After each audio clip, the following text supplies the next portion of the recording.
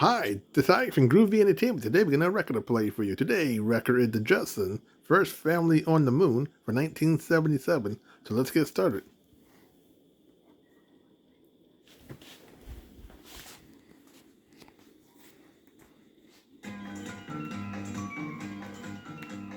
Jetsons are the family of the age of space, but they are folks like you and me. They just live in a faster pace.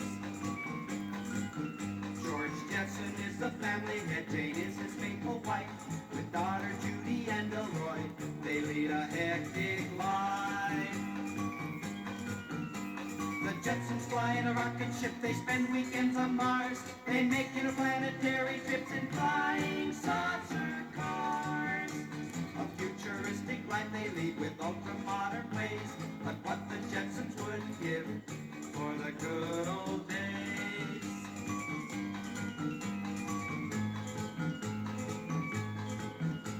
The Jetsons fly in a rocket ship. They spend weekends on Mars. They make interplanetary trips in flying saucer cars. A futuristic life they lead with ultra-modern ways. But what the Jetsons wouldn't give for the good old days.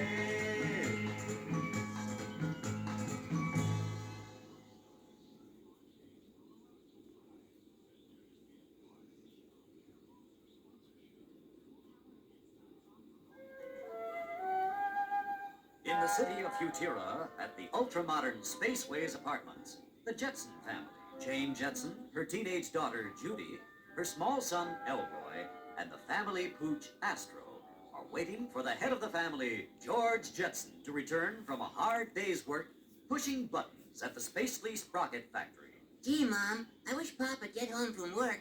I want to tell him the big news. Me too, Mom. Isn't it exciting? Well, it will be the first time a whole family flew to the moon. Mom, Judy, look. Here comes Pop now.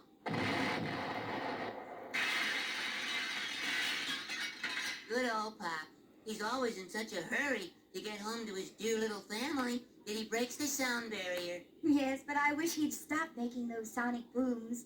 It breaks every window in the house. Hi, Jane. Hi, Judy. Hi, Elroy. Hi, Astro. Oh, Roy. Down, boy. Down. Down, Astro. Down, I say. Jane, get this monster off of me. Oh, George, Astro was only trying to be friendly. But a dog that big could friendly a guy into the hospital. Hey, Pop, did you hear the big news? Yes, Elroy. The Dodgers finally won a game. No, I mean about the moon. The moon? What about the moon? Oh, it was on the radio and television all day. Somebody's going to the moon. So what's so exciting about some astronaut going to the moon? That's nothing new. But, Pop, my poor, hard-working father, don't you keep up with the news? The boss, Mr. Spacely, won't let us watch TV during working hours. I might push the wrong button. They said on TV that some lucky family was going to win a trip to the moon. Free! Isn't that wonderful, George? An all-expense-paid free trip to the moon. But why? What for? Who needs a trip to the moon? I haven't even seen Niagara Falls yet. I believe in seeing America first. I'll turn on the TV to the Government Information Channel and see if they're ready to announce the lucky winner. What's the government got to do with a trip to the moon? And now, ladies and gentlemen of America, it's time for the big announcement you've all been waiting for. As you know, if you watch our daily program, Information USA, the government has decided to sponsor a free trip to the moon. The purpose of this moon trip is to find out if an average, ordinary, typical American family like yours can live on the moon. To date, only highly trained astronauts have dared venture to the moon. But sooner or later, we must find out if an average family can survive on the moon. As you know, we've asked all volunteers to send in their names, the number in their family, the kind of house they live in, and other information. We received thousands of volunteers, but the family chosen will be America's most typical family. And now, for the exciting announcement. We are taking all the information sent to us, feeding it into our electronic brain, and when I press this switch, the computer will come up with the name of the winning family. Stand by. Gee, Pop, isn't this crazy? You don't know how crazy it is, Elroy. Anybody that would take that trip to the moon has got to be crazy. Look, there goes the electronic computer. He's got the winner in his hand. I wonder who it'll be. Well, it can't be me, 'cause I didn't enter. And now, ladies and gentlemen, the biggest moment in the history of America is at hand. We have here the name of the lucky family that will make the trip to the moon. Hold your breath. Here it is. The winner is the most typical family in America. A husband, 38, his wife, 35, a daughter, 16, and a cute little boy, 7 years of age.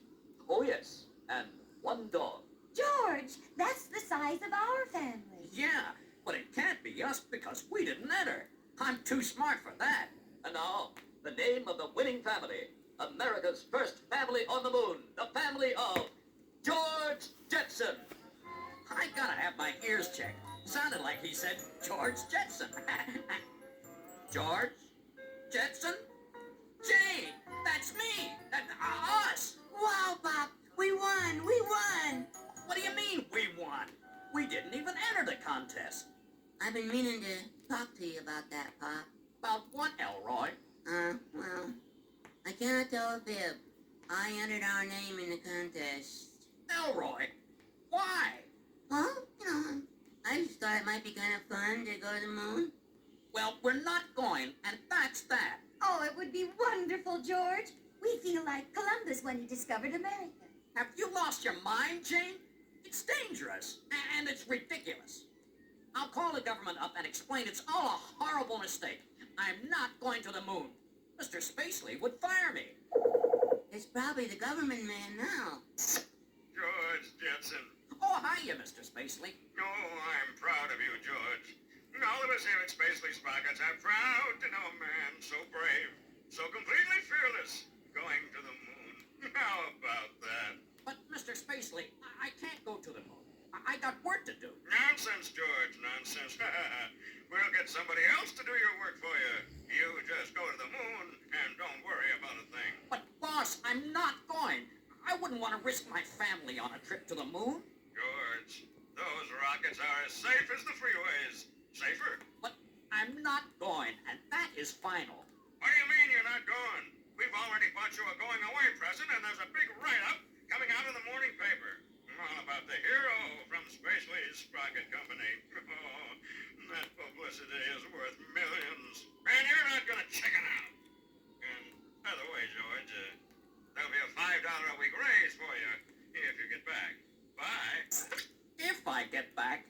Oh, boy. Dad, wake up! Look, the headline's in the morning paper with a picture of the whole Jetson family. Ow. What's the idea of waking me up at 5 in the morning, Elroy? Dad, listen to what it says in the paper. George Jetson, employee of Spacely Sprockets, was selected as the winner of the big free trip to the moon contest. George, his wife Jane, a teenage daughter Judy, and their small son Elroy were selected because they are a typical American family. Arrangements are being made at Cape Kennedy, and the big moon rocket Moonbeam 1 is scheduled to blast off for the moon tomorrow. How about that, Pop? We're gonna be astronauts. You mean astronauts? We got no business flying to the moon. I can't stand high altitudes. Now, George, nowadays rocket travel is as safe as the freeways. I know. That's what scares me. But there's no backing out now. We've already agreed to go. So let's pack up a few things and get ready. There's over 200 million Americans, and I gotta be the one that they shoot to the moon. Oh, boy. We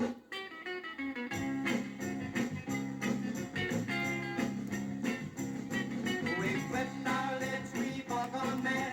We act like kids, it's really sad. 'Cause the moon Tuesday is the latest fad. We got moon fever and got it bad.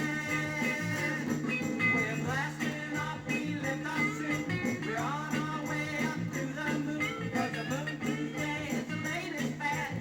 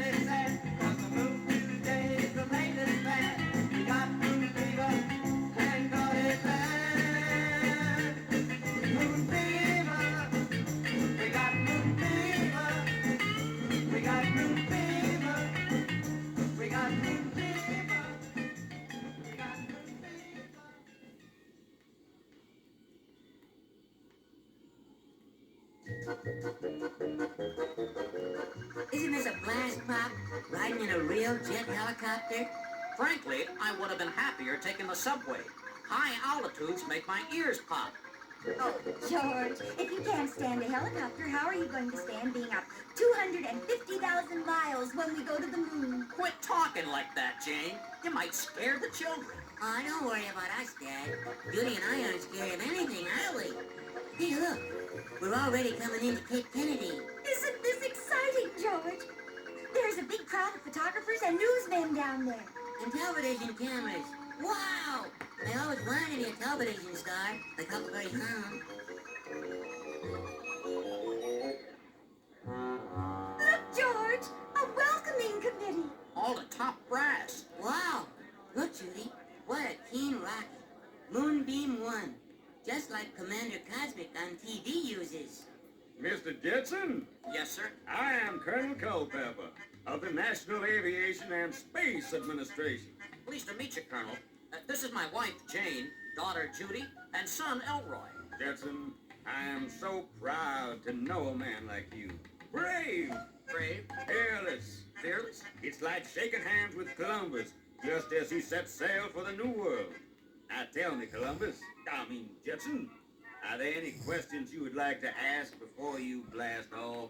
Yes, Colonel. Who do I see about calling this trip off? Call the moon flight off? By George Jetson, you are not only brave, but you got a mighty keen sense of humor. Yes, George is a barrel of laughs. You know, Colonel, that's a long ride to the moon. You really think it's safe? Safe? Why, Jetson, my boy, rocket travel today is as safe as driving on the freeways. That's the problem. Now, Jetson, if you and your lovely family will step over here to the portable dressing room, we're gonna get you into your spacesuits. Boy, spacesuits. Just like Commander Cosmic on TV. Well, George, how do I look? Not bad, Jane. How do I look? Like Commander Cosmic on TV? Now, folks, before you get into the rocket, I would like to ask you to step over here and say a few words to your public. I say your public. Our public? Of course. The eyes of the whole world are on this launch pad today, my boy. You are about to go down in history. I wish you wouldn't use that expression, go down. Oh, I'm sorry, son. I say sorry about that. Let's just step over here to the microphone. And now, ladies and gentlemen of TV land, this is your favorite newscaster, Conway Dinwiddie, bringing you an historic event. In just a few minutes, this lovely family, George Jetson, his wife Jane, daughter Judy, and son Elroy, will blast off this very launch pad in the rocket Moonbeam 1, Destination Moon. Selected as the most typical of American families, the Jetsons were given the honor of being the first family on the moon. Mrs. Jetson, would you like to say a few words to the folks out in TV land? I'm so proud. I could cry. Thank you, Mrs. Jetson. And now, Judy, would you like to say a few words? I'm so happy. I could cry. Ooh. Thank you, Judy. And now, how about you, Elroy? Me? I'm so excited. I could cry. And now, Mr. Jetson, how about you? Me? I'm so scared I could cry.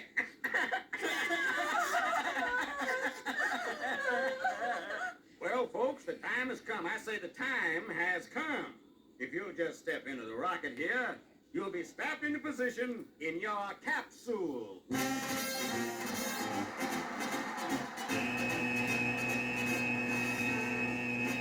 The Big Bird Moonbeam 1 is ready. The gantries have been removed. I believe all systems are go. And in the blockhouse, they are ready to start the final countdown. The count is picked up at 0 minus 10 seconds. 9, 8, 7, 6, 5, 4, 3, 2, 1, 0. Fire!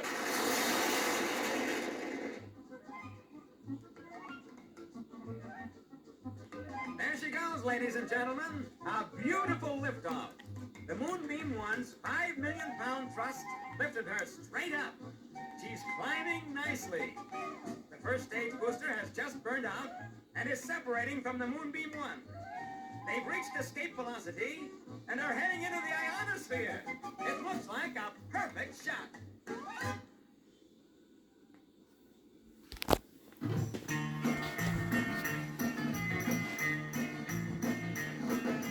Who started all this race for space? This yen to fly to Mars. Why has the whole world joined the race to Venus and the stars? Why should mankind want to fly to Jupiter so far? What I'd like to know is why don't we stay where we are? If man is looking for the way to happiness apart, we better learn this very thing to live right where we are.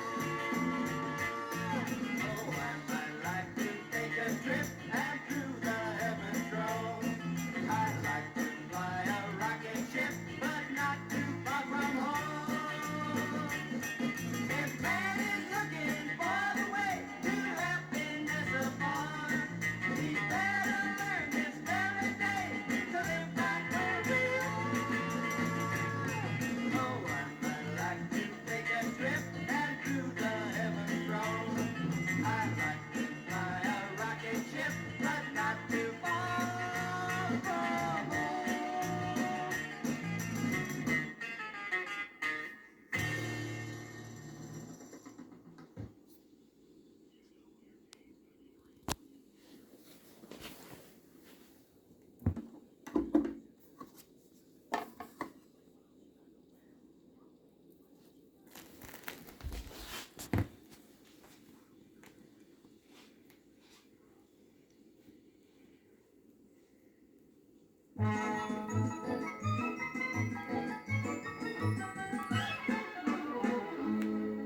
Ah, look how far up we are. Look. Go ahead, George. You can open your eyes now.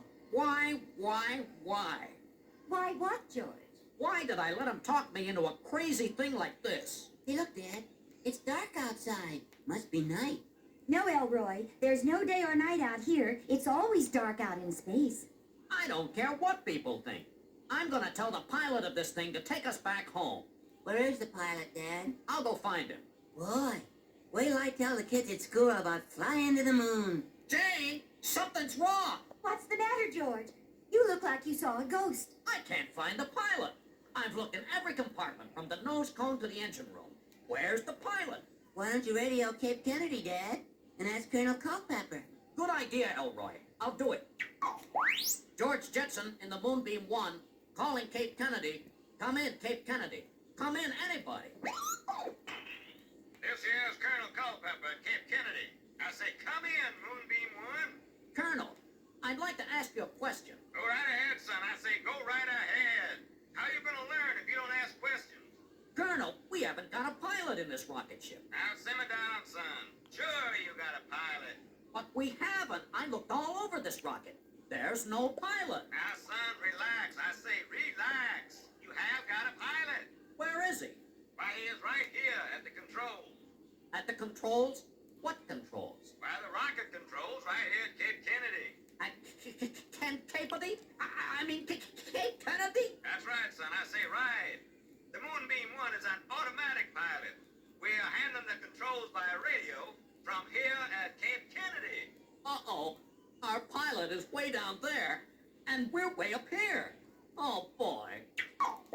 George Jetson in the Moonbeam 1 calling Cape Kennedy. Come in, Cape Kennedy. You called, son? Yes, Colonel. I'm worried. Are you sure this remote control idea will work? Well, it might. It might. Aren't you positive? Not exactly.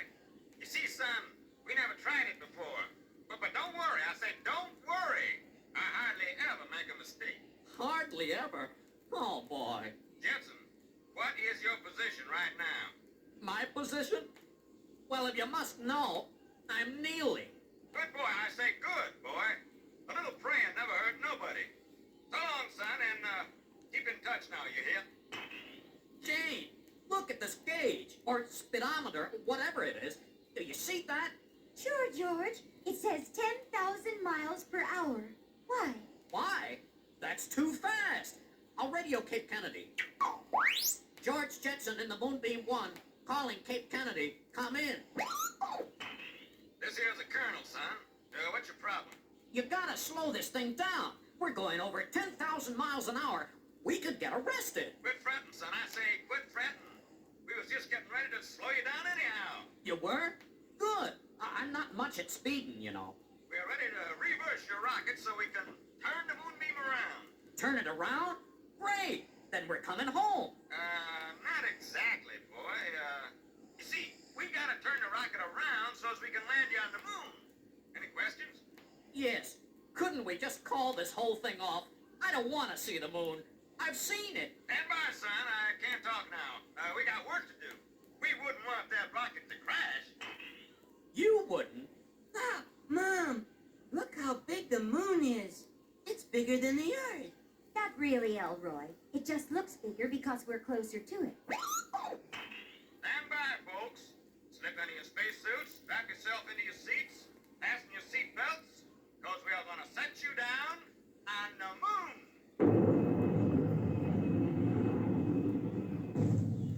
Pop, look. It's a desert. Those mountains, they must be miles high. Oh, Mother, isn't the Earth beautiful tonight? Yeah. Already I'm homesick. Hey, look, Pop. I'm bouncing around like I'm a trampoline. Ooh, I feel light as a feather. I feel light in the head. This is wonderful. I feel like I've lost 25 pounds. Do I look any slimmer, George? No, but I've read somewhere the gravity on the moon is only 1/6 that of the Earth. Elroy, where are you going? Gee, Pop, I just want to have a look around. Well, we gotta stick close together. No telling what we might find on the moon, or what might find us. Wild animals, monsters, moon people, anything. And I wouldn't want any of you to be frightened. That's my George, always thinking of the other fellow. Jane, Judy, Elroy, quick! Back in the rocket ship! Why, George? What's the matter? Don't just stand there, Jane. All of you, head for the rocket on the double. But George, why? Why? Look down there on the ground. I don't see anything, George. Can't you see that footprint? That's the biggest footprint I ever saw. It must be some kind of horrible monster. Oh, George, that's your own footprint. You've been walking in circles. It is? Well, so it is. I knew it was some kind of footprint. Hey, Pop, you must be late. It's getting awful dark. We're going into the dark side of the moon. Yeah, I can't see a thing now. Wait, I'll strike a match. The matches won't strike. They're not wet. Oh, George, you know you can't strike matches here. There's no oxygen on the moon. Yeah, it slipped my mind. Mother! Dad! What's happening? It's a meteor shower. Quick, everybody into the rocket ship. Everybody follow me. Boy, it's raining rocks. We haven't got much farther to go. Hurry! Quick, into the rocket. Lock the hatch. We gotta get out of here. Aye, aye, Captain. Hatch secured. We'd better radio the control center at Cape Kennedy. Right, Judy. Captain George Jetson on the Moonbeam 1, calling control center at Cape Kennedy. Come in, Cape Kennedy. Come in. They don't answer. Maybe we ought to phone him. You know, long distance. Keep trying, George. We've got to get out of here. If one of those meteors hits this rocket, we'll be marooned on the moon. George Jetson on the moon rocket Moonbeam 1, calling control center at Cape Kennedy. Come in, Cape Kennedy. Come in. Dad, you forgot to turn the radio switch on. The radio switch? Yeah, the radio switch. There. George Jetson on the Moonbeam 1, calling Cape Kennedy. Come in, Cape Kennedy. This here's Colonel Culpepper, calling Moonbeam 1. Do you read me, son? Colonel, you gotta get us off the moon, quick. Get you off the moon? You just got there. Don't you like being on the moon? Oh, it's a nice place to visit, but I wouldn't want to live here. But Jetson, you're supposed to stay there long enough to find out if an average family can survive on the moon. I found out already. The answer is no. Negative. Why not, boy? I haven't got time to go into that now. There's a meteor shower going on. How's that, son? I say, there's a meteor shower going on. Speak up, son. I say speak up. I can't hear you on account of center to start pushing buttons. We've got to get off the moon before the rocket is destroyed by meteors. Okay, boy. Don't go away. Don't go away. Stand by. Oh, blast off. Jetson, boy. What was that? We just got hit by a big meteor. Anybody hurt? No, but the rocket ship is damaged. Stand by. We'll try to lift you off. What's the matter, boy? I say, what is the matter? Something's wrong. We're pushing the right buttons, but we can't get that thing off the ground. I think I see the trouble, Colonel. There's a part of the automatic controls broken off. I guess the meteor jarred it loose. Jetson, boy, you gotta be brave now. I say brave.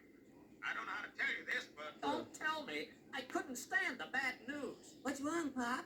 Why can't we blast off? How can we? This rocket is operated by remote controls from Cape Kennedy, by radio signals. But with this thing broken, they can't control the rocket. Boy, I wonder what Commander Cosmic would do in a case like this. I told you we should have stayed home. Oh, quit worrying, George. Everything will turn out all right. Women, they think all you gotta do is say that everything will turn out all right, and it will. Control center at Cape Kennedy calling Moonbeam 1.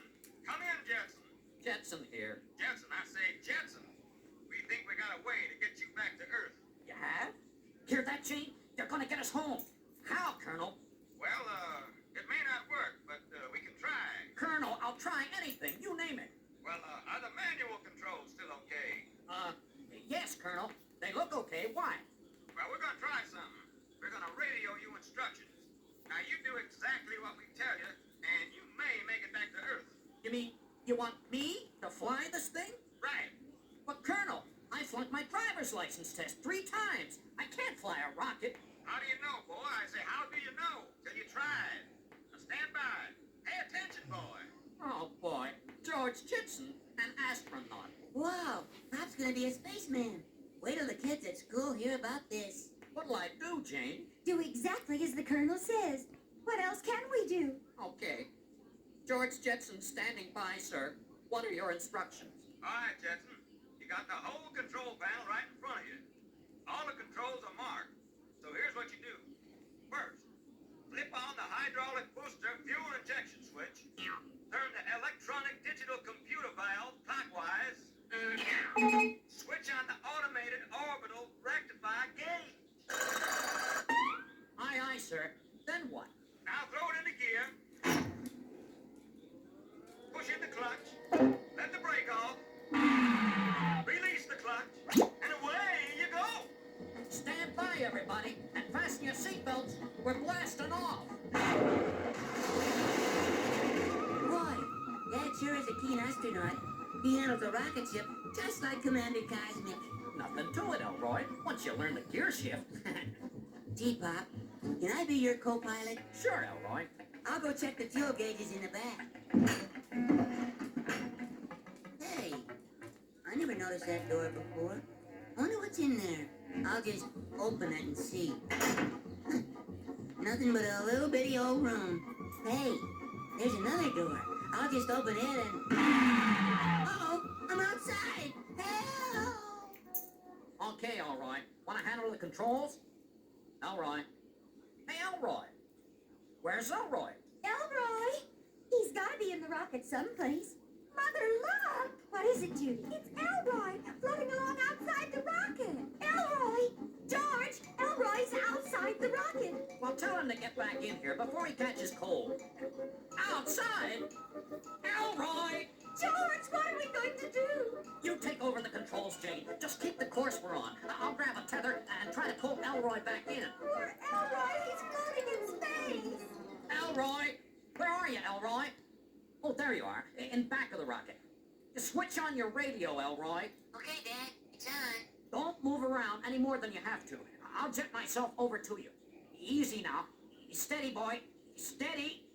I made it. Mother, Dad's got Elroy. See if you can help pull them back in.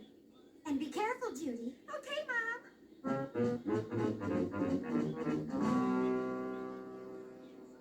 Gee, Dad, you saved my life.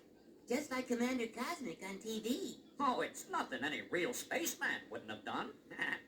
George, look. We're not far from the Earth.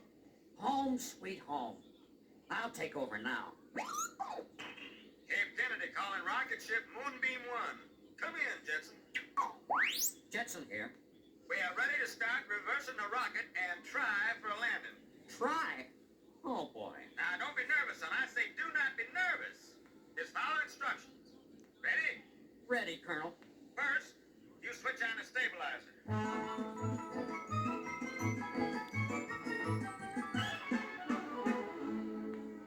Well, Pop, how does it feel to be a famous astronaut? Famous astronaut? Sure, Pop. Listen to this story in the newspaper. Today, George Jetson, employee of Spacely Sprockets, brought the rocket ship Moonbeam 1 safely back to Earth from a trip to the moon. How about that, Dad? Well, it does sound good, but that's the last time I'm going to the moon. Why, I wouldn't live on the moon if you gave me $1 million. You can have the moon. I've had it. I'll get it. Oh, hello, boss. George Jetson. Oh, I'm proud of you, George. Thanks. You just go to the moon and don't worry about a thing. What? What do you mean But, you're boss, not going? I can't. We're going away, President, and there's a I'd big rather write-up not. coming out in the But morning I- paper. Well, what was that all about, George? It was Mr. Spacely, my boss. He's opening up a new branch office, and he's sending me to be the manager. Well, George, that's wonderful. Where is he opening his new office? On the moon.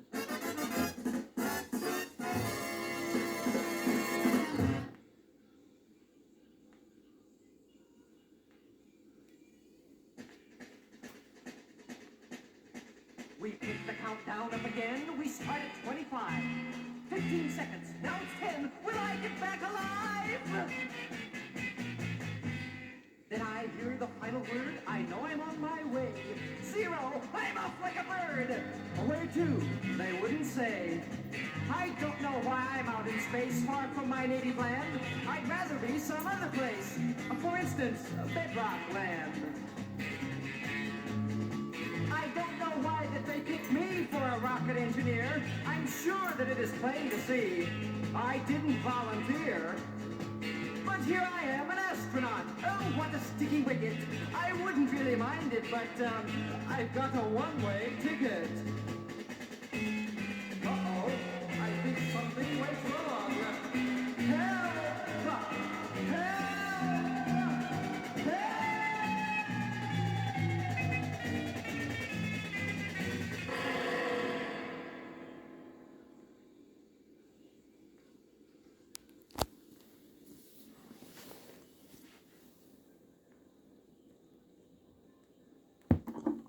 So, that was the Jetsons, first family on the moon from 1977. So if you like, subscribe, share, and comment, have a groovy day with another video coming out real soon.